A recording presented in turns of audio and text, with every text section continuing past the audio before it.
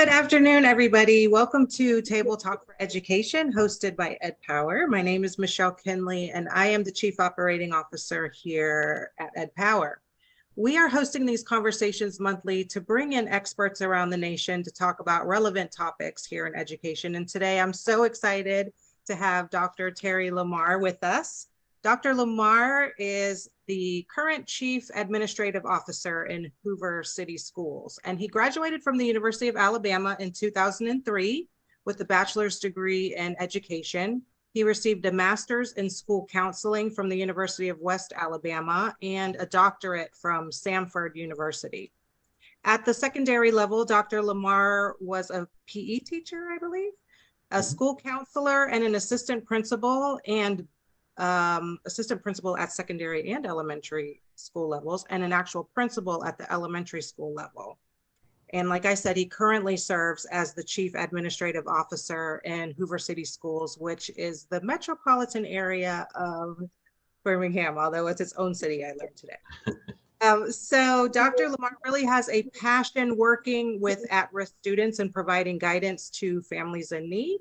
And he's really a strong advocate for empowering youth with the different tools that they need to make lifelong decisions. So excited to have you here today, Dr. Lamar. We met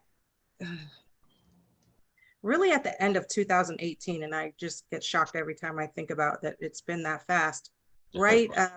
We met, and I was just going to listen to Dr. Lamar. I was eavesdropping on a conversation that he was having with the Alum Leadership Institute about different equity issues that they were having in the district. And I just sort of wanted to understand the relevant conversations that were happening. And the conversations that we had with Dr. Lamar actually spawned our company to create an entire new division and product from all of the work that he's doing. And so I want to talk a little bit about some of the challenges that he has faced putting together this behavior system, and actually really changed your entire district. So today we're going to go over a few things, understanding how he's taken in the reins of behavior in his district, how that all of those different conversations were organized and implemented, what he did as far as processes and procedures, and how he included data to really uncover what was going on. So, Dr. Lamar, thank you for joining us today. No, absolutely. Thanks for the invitation, and always glad to have conversations and chat with you, and especially about some of the things that we're doing here in Hoover City Schools. You know, one of the things that we noticed here before working with Ed Power, it was we were doing discipline, but it was things that we've always done, and we didn't have a rhyme or reason behind it. And for the most part, you know, for example. We have two high schools, and one high school is given consequence for the same offense is very different at this high school compared to another one. I know high schools, we're looking at one of our high schools, the largest high school in the state, over about 3,000 students at one, and the other one is a large one as well, close to 2,000 students. So we're looking at two large, rather high schools for the state of Alabama. And then our middle schools were the very same way. We were giving out consequences and discipline for the same offense. It was different, and sometimes it was different per grade level. And we realized we had a lot of subjectivity that was involved with a lot of our discipline also. And so once we started to notice that everybody was basically doing their own thing, we had to find a way, how can we bring it all back so that we can have these conversations, and not having conversations based on, well, I think this is what the issues are, what the problems are, but conversations based off data. And that's what we started to do. So once we connected with Ed Power, we were able to look at our data. So we brought some teams together. We have like a district equity team. And the purpose of that district equity team, and that's a team that we have an individual or more, anywhere between 1 to 4 individuals from each school at the district level that represents their school. And then we provide training, like turnaround training, that they take that and push it back out. Or if there's information we need to share with the schools, they work on that information as well. And so the purpose of those teams, it has 3 purposes, is to review data. And after we review the data, that's how we, part 2 of that is create professional development. And part three is that's how we create student initiatives. It's all based off the data. And so as you can tell, the data drives the district now, but that's not where we were previously. And so we noticed from looking at that data and collaborating with Ed Power there too, we had a lot of inconsistencies, as I mentioned, and a lot of the subjective coding was a result as well. And we also need a lot of training on how to address African American males, because we know as many of our African American males were going to the alternative school, and many of our African American males were highly represented in that data. And so you can look at a system like Hoover, you have about 62, 63% of white students, about 23% African American students, and about 7% Latinx, Latino, Hispanic as well. And so we noticed that we had to kind of hone in on it. And even the data that we receive from Ed Power tells us even more so about how we need to look at teachers and which teachers are pushing out more students. And so that's when a discussion started. So that we got this report and we're able to have data meetings and look at teachers, look at how many of our students are repeat offenders. And that drove a lot of the things that we were doing as well. And it's been very helpful with these conversations. And now what we've done is we've actually eliminated the subjective coding that we've had in the past. We no longer have that as an issue for the most part. And so many of our alternative placements at this point are for maybe drugs, alcohol, fighting, and probably something sexual of nature or sexual harassment. That's When what we you when you say subjective coding, can you just clarify that for everybody, what you mean by that? absolutely. So subjective code could be disrespect. So for example, disruptive behavior, disrespect, because what is disrespectful to one teacher may be highly appropriate for someone else. And Mhm. so we noticed that when we first started looking at the data, that disrespect was a high level one. If I require you to say yes, ma'am, or yes, sir, but another teacher could care less about it, we need to come together as a school district to say, is this really an issue that we need to battle? Something as Mhm. simple as disrespect. If a student is naturally loud and they're talking to you and responding to you, we just need to have some training to talk about. We can ask a student, hey, I need you to work on it. If we think a student is naturally loud, highlight it to that student and say, hey, as we're going through and having a conversation, just always be mindful of this. And we started to see that students would self-correct because we approached the situation from um, a more intentional way, and that's been helpful too. So no disrespect, but when I first started listening to your meetings, the district seemed to have, like you said, everyone kind of had their own rhyme or reason on how they were doing behavior. As a district, what made you say we have to start over? And what were some of the few or one or two steps that you did? I know that we had mentor meetings and you allowed the data to really drive the professional development, which was fantastic. But are there any highlights that you can talk about that really were the driving factor behind saying we have to start from the starting block again?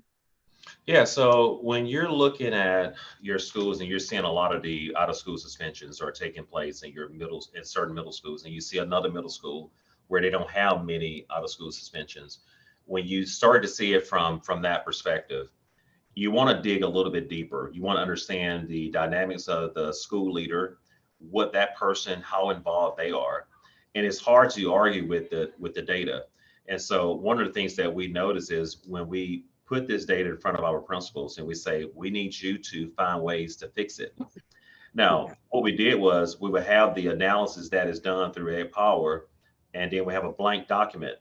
So we wanted to hear what the principal's results would be in terms of analyzing and also finding solutions to the problem or the situations that you had at each individual school. And so when we met, the principals had to come up with a plan. And then we also shared the Ed Power plan as well. And we tried to make sure we meshed that together. A lot of times principals say, well, I think it's just, how do you really correct discipline?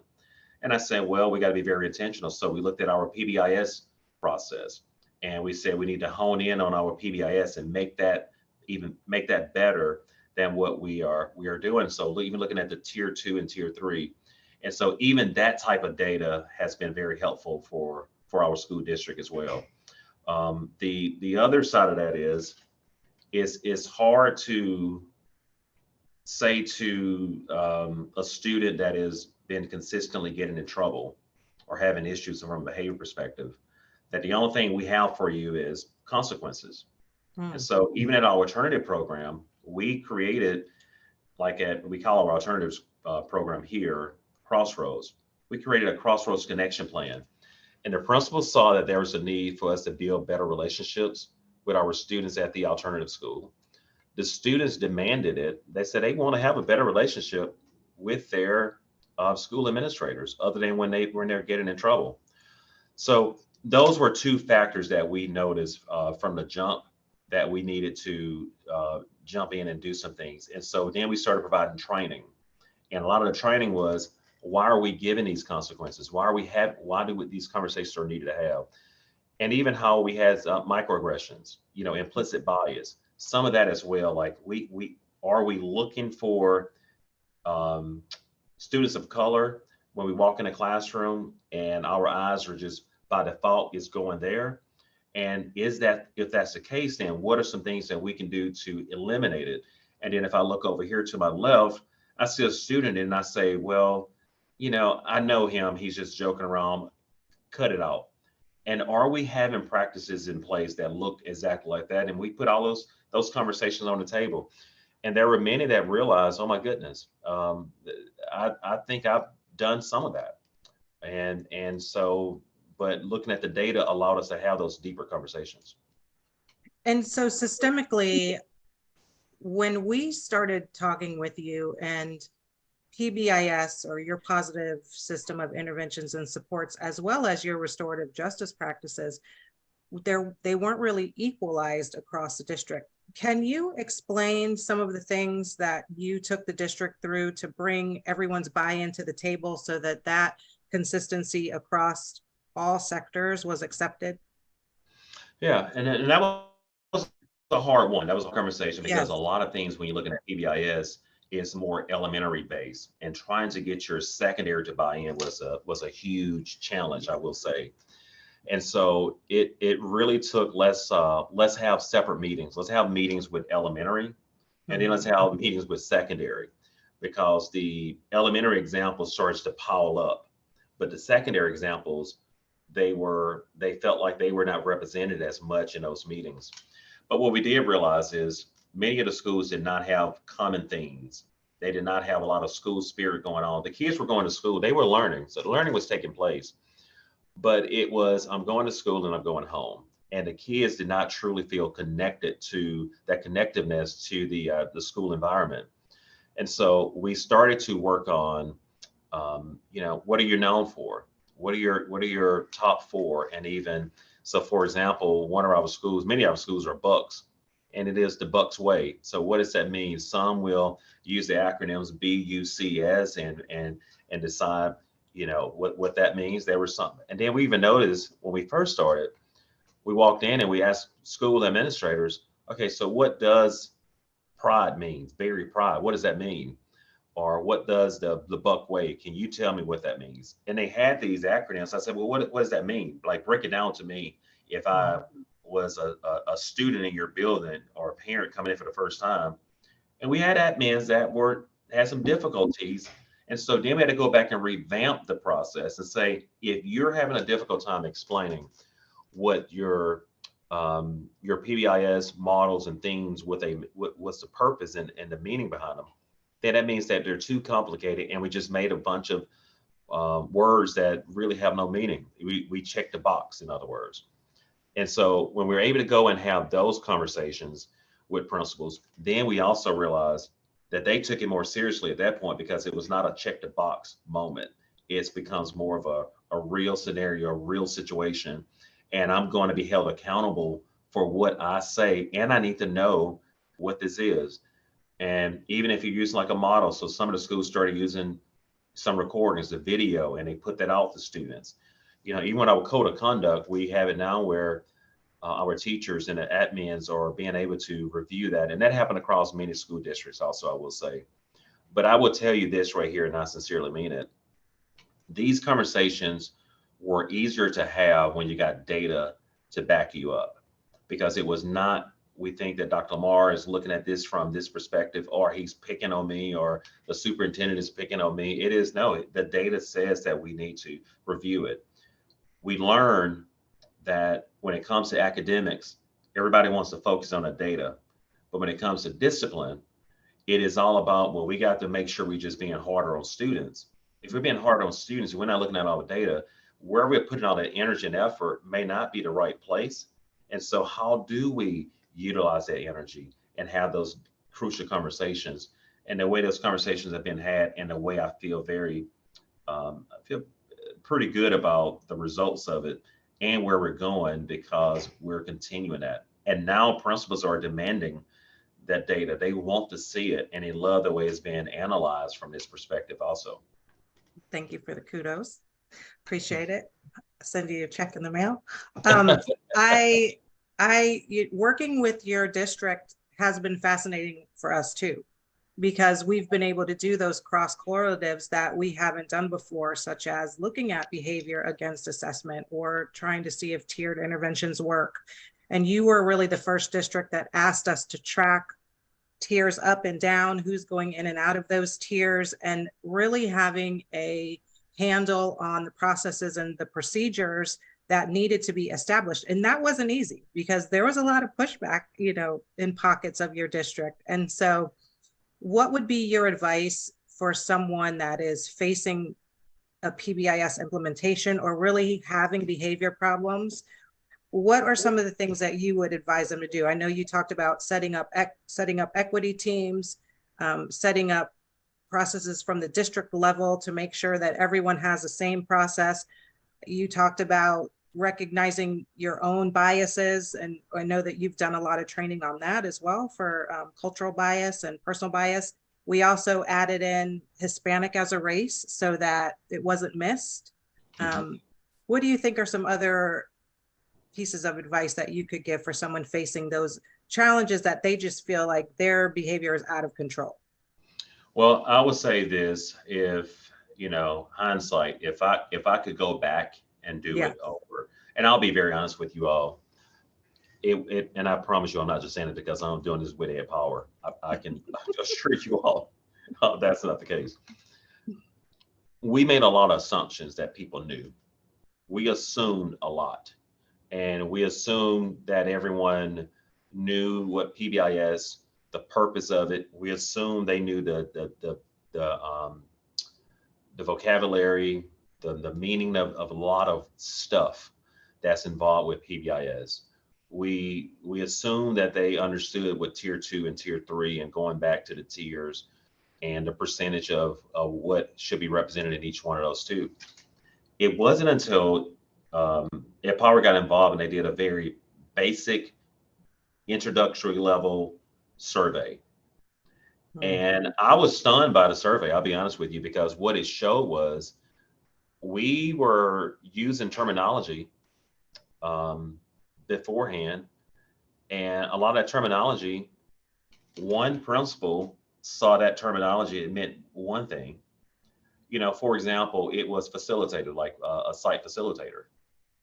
When we use the word site facilitator, we were talking about someone on more of an expert, like an Ed Power, someone else that will come in as a site facilitator. Some saw that as a site facilitator as someone from a district level. Some saw a site facilitator as someone in their building, and some saw the site facilitator, the way we interpret it to be, is someone that is working, an outside expert working directly with us. If we had not hit the pause button and made a decision that we need to do a basic survey to really assess where we are and what we're doing and the purpose, we would have been still trying to go through and having all these hiccups with PBIS. So the very first thing, to make a long story short, the first thing is, I think you need to do an assessment survey to see where you are. And then you can know exactly where you need to meet every individual, and overall where you need to meet and start. It's like trying to do division and a person doesn't know how to add or subtract. It's the way I explained it. After that needs a survey, I think at that point you need to say, okay, now we need to go ahead and have an introductory type of presentation so we can talk about here's the key terms, here's where we are, and just the basic if that's where you all are. If you do a needs assessment and you all are more on that advanced level, then it's great. That means you can start working. But I think the needs survey was probably the best thing, because we couldn't even get upset with our schools, because that was something that came back on us as a district versus the schools. And we made too many assumptions was the first piece. So, and thank goodness for Ed Power coming in doing that needs assessment. It was not one that I did. It was one that they came in and conducted, and they shared those results, and I was stunned by it. I'm just being honest by it. I was, but it was good too, because we were able to see that we got a lot of gaps to fill in. Yeah. I think the other thing that we did that I was really, really shocked over was that first data meeting where we taught them what they weren't looking at the data. And I think all of us were shocked at the need for data literacy and to just go in depth on what a basic chart is actually showing you and not showing you. And I think that one example that we did together, I don't know if you remember, but we just broke down a basic race chart and asked, it was like 49% was whatever, white, 51% Black, but they weren't taking into account the actual percentage of Black students overall. And so even reading the data was skewed. And so I think the processes that took place afterwards was because data wasn't being read right. Do you feel that was the case?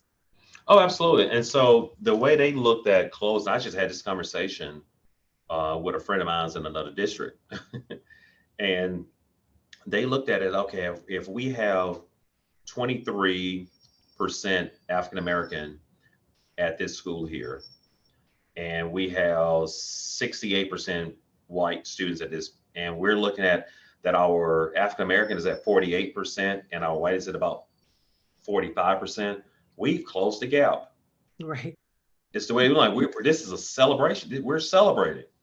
But what they didn't realize is the overrepresentation of students. If you're looking at discipline in its true form, the way it really should be, your population should be represented in the discipline. Now, plus you can do plus or minus 2, 3, 4, 5 if need be. But and so when you really explained it out from a perspective of we're looking at of the total population, and if that small population is making over 50% of your discipline, then that's a pretty significant deal that we're having.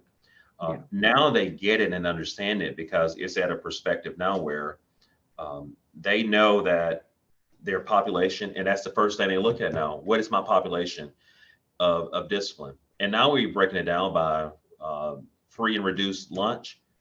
And so that's another metric that we look at to see how are we doing.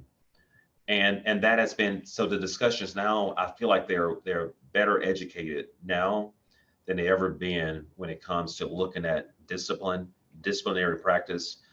And we're going to actually have another one of those conversations coming up here July 12th. And we're going to have that same conversation, because we've got to have some new assistant principals and new principals coming into the district.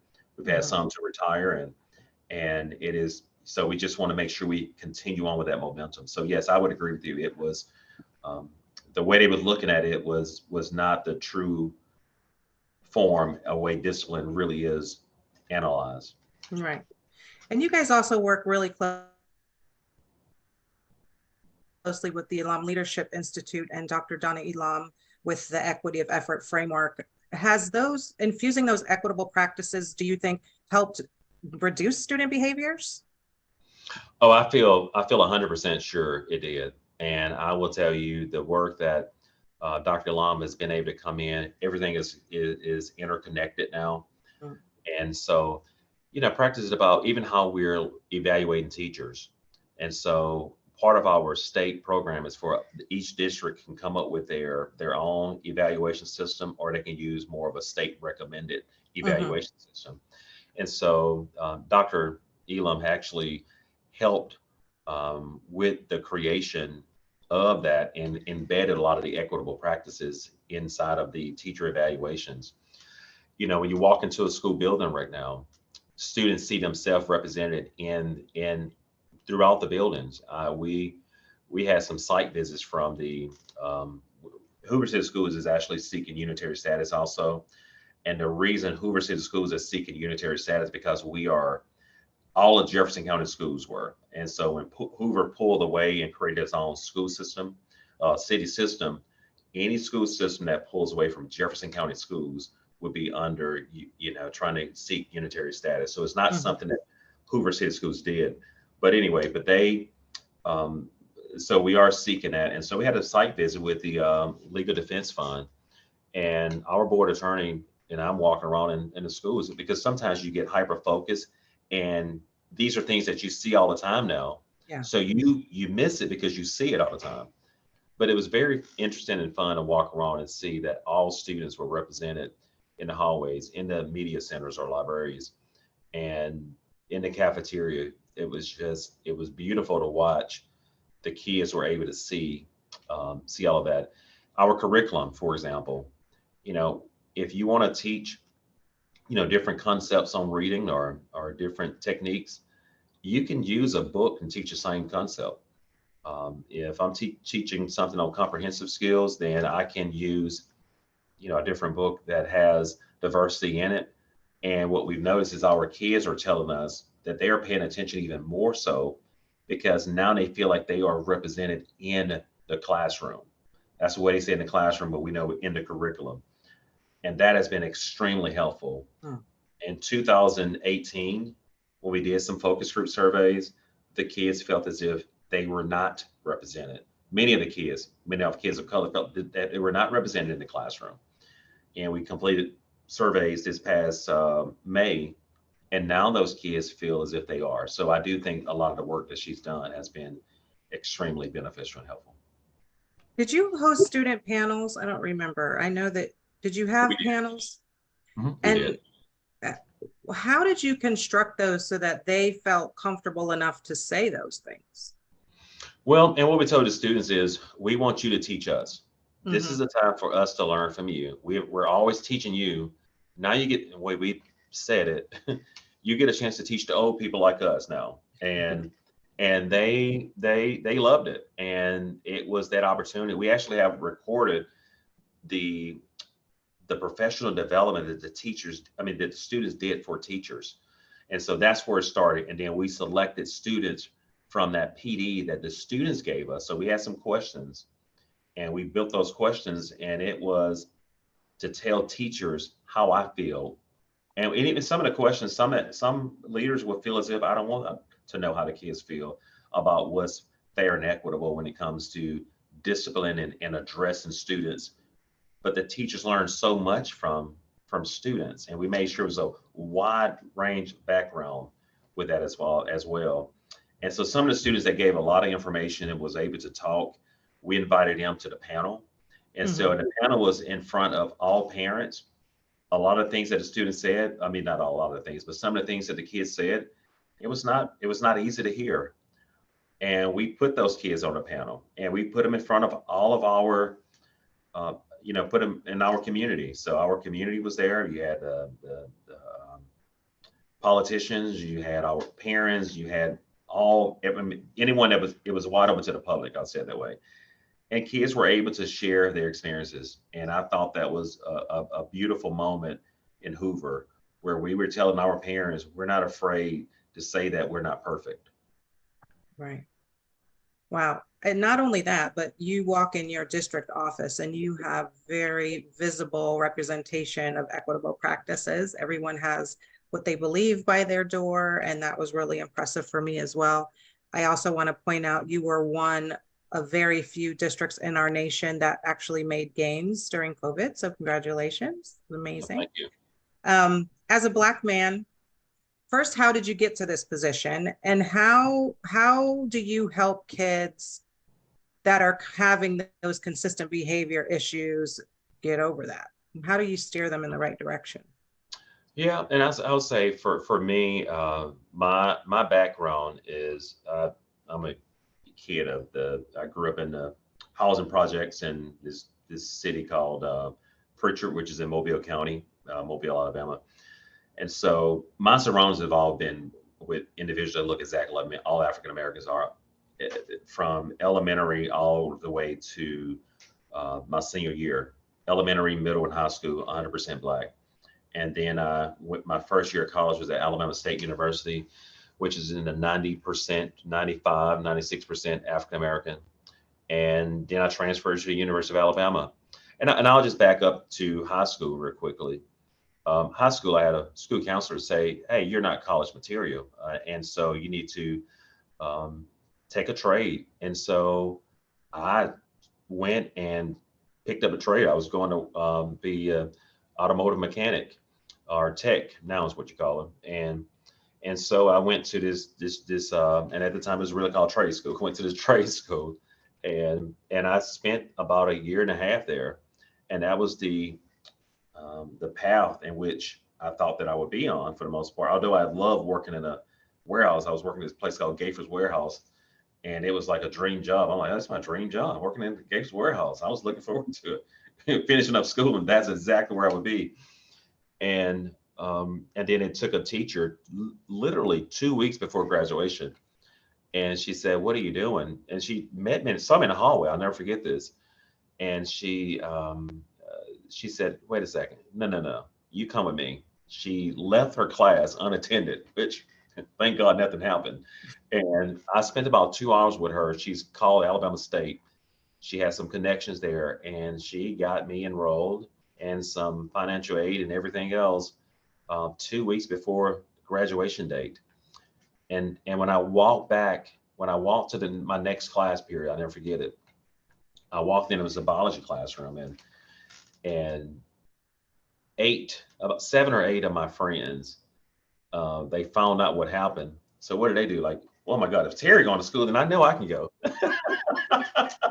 And so 7 or 8, I can't remember the exact number now, they all started at Alabama State. They saw that this was an opportunity for me, and they all went to that same teacher asking her, "Can you do the same thing for me?" Mhm. And she, at that point, she just said, "Look, let me you all come in and let you fill out applications," because she can't spend that much time on phones. Yeah. And so that was very helpful. But when I went to University of Alabama, all that to say, it was a cultural shock, a paradigm shift for me. And but it's an experience that I wouldn't trade for anything in the world. And I feel like being in this role that I'm in now, I've had an opportunity to live in the working poor and middle class and so on. And I think living those different experiences have actually helped me be able to cross communicate. And what I mean by that is, um, thankfully, my parents raised me on old shows too, where I know this may sound very insignificant, but my superintendent now he's in his 70s, and he and I can have conversations about in the heat of the night and Matlock and some of these kinds of things that you can really appreciate. You're And dating yourself, Dr. Lamar. Matlock. but what it does, and what I try to tell even today, it is how can you be able to be a part of multiple conversations? And Yes. when you can open a door to be a part of multiple generational conversations, it helps you on so many levels. Because now, many times when you think about it, and even our kids of today, teaching them, let's work on communication skills, because that's going to separate you from the rest. If you can just openly communicate on multiple levels, when it comes to music, when it comes to education, when it comes to history and other topics. So that's really what got me where I am today, being able to communicate, not code switch. I'm not talking about code switching. I'm talking about cross communicating amongst the generations. And because a lot of times people want to work with someone they can connect with. And at the end of the day, that's what gets individuals uh, up the corporate ladder and in many respects. So. Well, thank you for being so vulnerable. I mean, it just goes to show the power of a teacher, totally negative and totally positive. You could Mhm. have been my mechanic today, and instead you're Dr. Terry Lamar sitting at the school district office. So that's amazing. Do you remember the teacher's name that gave you that advice? Yes, it was Patricia Hartwick. Hartwick. She's All still right. alive, and she and I are Facebook friends. Oh, hope to find her and let her know what a difference that she's made in many people's lives because you touch quite a few. And Mhm, then how do you with because when we looked at your data, you did have discrepancy with Black and white students, and mhm. it was pretty large when it came to behavior. You don't, I don't remember the percentage of Black students that you have 23%, something around We've actually gone up to 25% overall. 25%. But we were disproportionate, Mhm. way further than that when it came to behavior. So, what are some of the things? And I know that we took a hard look at your alternative schools and people being placed in that sort of as a detention. They were going to alternative school. How did you equalize those different things? What different processes and procedures were you able to include or recognize that you needed to include? Well, we were able to bring all the principals in. We have a monthly principal meeting Mm-hmm. with all our principals in the district, and we show the data. We show one of the reports in relates to the alternative placements, and what we've noticed again is our African American students are at the alternative school at a much higher rates. We also know that our African American students were being suspended outside of school at a higher rate also. And so I was able to bring it in. The conversations with out of school suspension, I think we got a good plan for that one now, because what I was able to show them is how is it that we have this section, this code called admin intervention, which is what you really want is creative ways to discipline. So it is, I've done something positive versus treating this as a punitive method. So, for example, if a kid did something, it could be like I wrote a letter of apology, something as basic as that. Or it could be the kid and I had a conversation. We talked about some replacement behaviors. So, admin intervention is just really one of those that the admin got creative and disciplined. So, and we said, how is it that in your schools we're seeing that? And what we noticed is that the schools where the admin intervention was higher with African American students, they had a lower percentage of OSS for African American students. The schools Interesting. with a lower admin intervention, what we noticed was that we saw a lot of those schools with a higher percentage of kids being left. So we started there with the out of school suspensions, and that conversation now is resonating with them. So they're, since it's part of what's on their radar, they're thinking about it now. With the crossroads placements, those are a little tricky because they're all objective. It is drugs, alcohol, it is sexual harassment, it is fighting to some degree. And so what we said was if any kid goes over for drugs or alcohol, we have a program now that we do at our police department called Compact. And Compact, what they do is they talk to the families and they work with families on how can you prevent things like this from happening and educating the parents. And if it's non-drugs related, we looking at is a program called Bridges. And that's where, and if the kids participated in these programs, their time at the alternative school is reduced by 4 or 5 days. And that's also very helpful as well. But those parents get a lot of education with that Bridges program. And so that we're expecting that to really help a lot next year. We'll see. We tried it some second semester, but of course, we're not sure if it actually will work. But I do feel like the OSS, the out of school suspensions, that part has started to work. And how did you reach out to get those community, like the compact programs started? It was trying to figure out. So I called the Hoover Police Department trying to figure out, hey, do you all have, because we have a lot of SROs here. And so Mm-hmm. our students do not see police officer. They see them as an ally, which is great. And because our SROs, we have an SRO in every school. In our high school, we have at least three. Oh, And they are out there working around high-fiving, working with the kids. Their interaction with kids has to be positive. Now, of course, if there's something that happens, it shifts, but the kids see them as part of the faculty and staff is the way they see them. And it's very, is so that's been very helpful. mm-hmm. The The other side of it is with the SROs, talking to the head SRO, which is housed here in this building. He and I had some conversations about, hey, is there any programs or activities you can recommend? So he told me about Compact 20, it was called Compact 2020, but Compact. And I said, that's a great, I love it. Let's invite this into school systems. It has received positive reviews from parents and teachers and admin as well. So that's how we got them. The Bridges program, we have a person that's kind of does our mental health specialist. And so she had reached out and started that Bridges program. And that is really talking to parents about how to meet the needs of your kid. Let's work on some role play with your kids. Let's talk about some ways we can help with discipline, how we can be supports, and where some resources are. And that has been very helpful too. So we want to continue with the Bridges program and the comeback programs. Wow.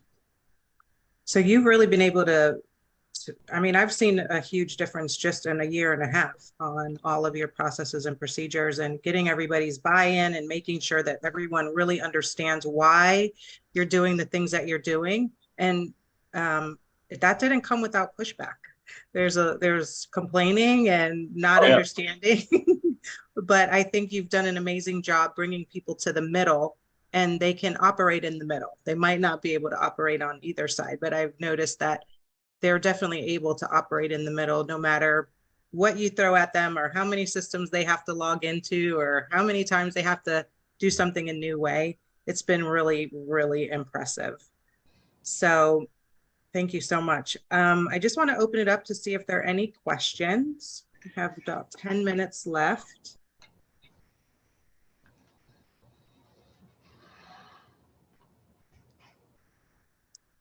Any questions?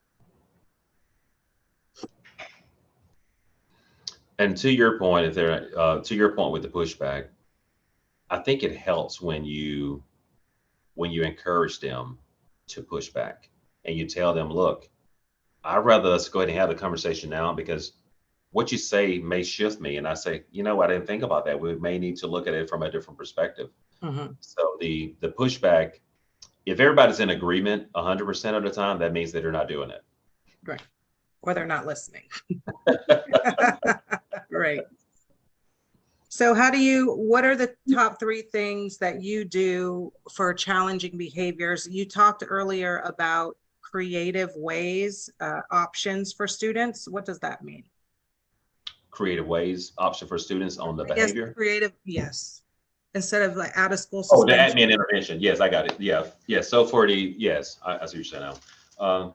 Yeah. So for the students, some things that we're doing for them is we're, and I hate to say this because it's what everyone should be doing anyway.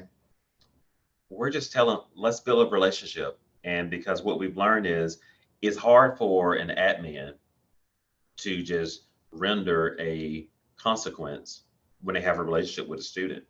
It's hard for a student to misbehave when they have a relationship with the admin.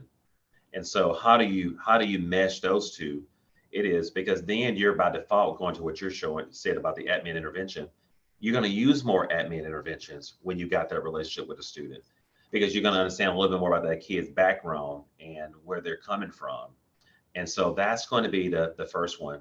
Another thing that we do with that we teach is more like let's not use it every time because it loses its effectiveness. It's a lookout approach, which is I want you to see a kid that is not behaving in the classroom and teach this to your teachers as well. And then you wait until after class and say, hey, you know, Terry, look, you know, I saw you over there yesterday. I mean, today in the class. Now, you know, it's not fair if I'm gonna look, and you got to use the word, I'm gonna look out for you this time. But you know, in the future, you know, I can't do this. It's not fair to the other kids. Because what have you done? You are telling the truth because you didn't look out for the kid. You didn't give him a consequence. But the kid noticed it. And when they come back in the classroom next time, they're going to remember. It's the same thing with adults. If you get in a situation that you should have gotten in trouble for or written up for, and a person say, I'm gonna look out for you this time, you really appreciate that person. The same is true for kids. And so little techniques like that is what we're teaching and what we're showing them as well. All right. How did you come out? How did you what was your experience with administrators and how did you get everyone on the same page? I know you had like lots of train the trainer type events. We do.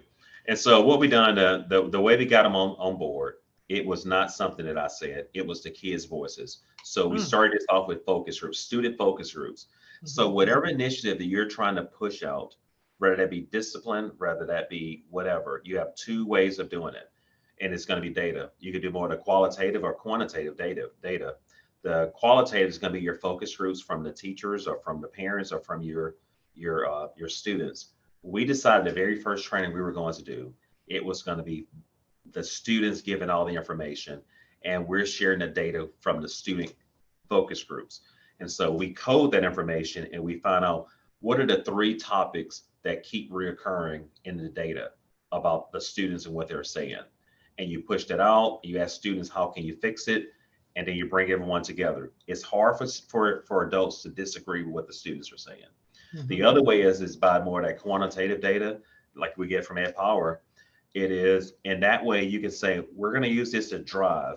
You can't weaponize it though. You can't say I'm going to embarrass you and make you feel terrible. It is has to be an approach where it is, hey, give me your input on this. And when they give you the input, you listen to Yeah. them, and then you share with them the report where it says, now I'm going to have this all analyzed for you, and Yeah. you have this information, and now let's work on a plan together. When they see that you want to work on it together with them versus just I want to take this data and throw it at you, and I want to be done with it, then you're going to have a lot more pushback. Yeah, and I also saw that resistance level reduce when they realized that we had actually analyzed the data for them. I think that's a challenge for any principal. And it takes away the defensiveness because there was just really no need to be defensive in a lot of those conversations. And you were able to get right to the meat of how do we fix it? What are we going to do? And what are we going to change moving forward? Mm-hmm. So kudos to you. All right, let's see. Last question.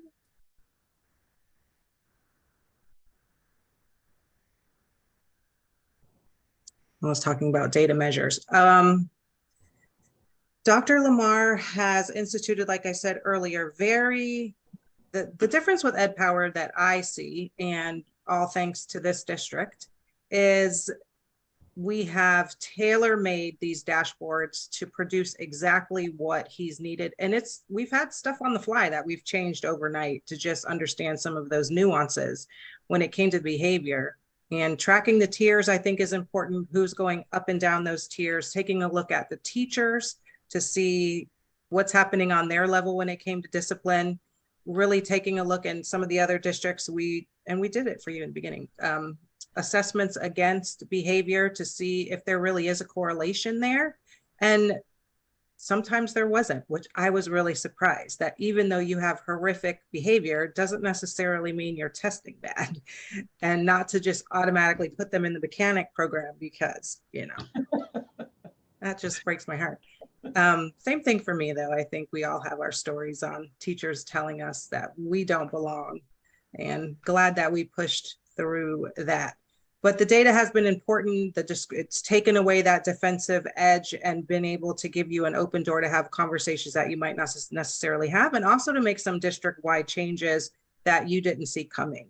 And I know Crossroads was one of them. And then we started tracking alternative schools separately. We started looking at a lot of things a little more granular after that first pull to realize what we didn't know and what we didn't know, what we didn't know. And so thank you so much. It's been an absolute privilege to work with you the last couple of years. You've helped our company tremendously understand the needs, and we've asked you 6 trillion questions, and you're always there for us. So I really, really appreciate it.